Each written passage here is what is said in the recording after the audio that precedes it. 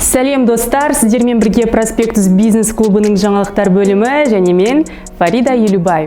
Олай болса, Проспектус бизнес клубының соңғы жаңалықтармен бөлісетін болсақ, 2021 жылдың 1 қаңтарынан бастап бизнес-акселератор жобасы іске қосылады. Бизнес-акселератор дегеніміз не? Бастайын деп жатқан немесе жүріп жатқан бизнесін 2 есе жылдамдату.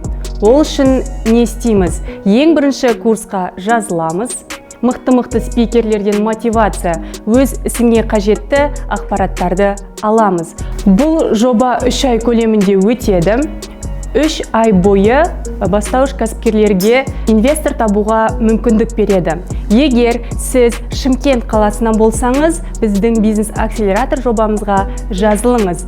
Біз сізді күтеміз.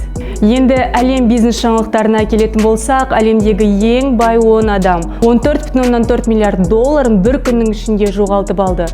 Тек қана 2 миллионер ғана өзінің орнын сақтап қалды. Соның бірі Tesla мен SpaceX-тің негізін қалаушы Илон Маск 2,8 миллиард доллар қаржысымен 4-ші орынды иемденсе, Amazon'ның негізін қалаушы Джефф Безос 263 миллион доллармен көш бастап тұр. Соңғы бизнестегі қайғылы жағдайлардың бірі ол Kenzo брендінің негізін қалаушы Кензо Такада COVID-19 асқынуынан өмірден озды. Сонымен достар, бүгінгі жаңалықтар легі осындай. Егер де сіздерге қызық болса, біздің арнамызға жазылып кетіңіздер, міндетті түрде лайк басыңыздар және де комментарий қалдыруды ұмытып кетпеңіз. Сау болыңыз.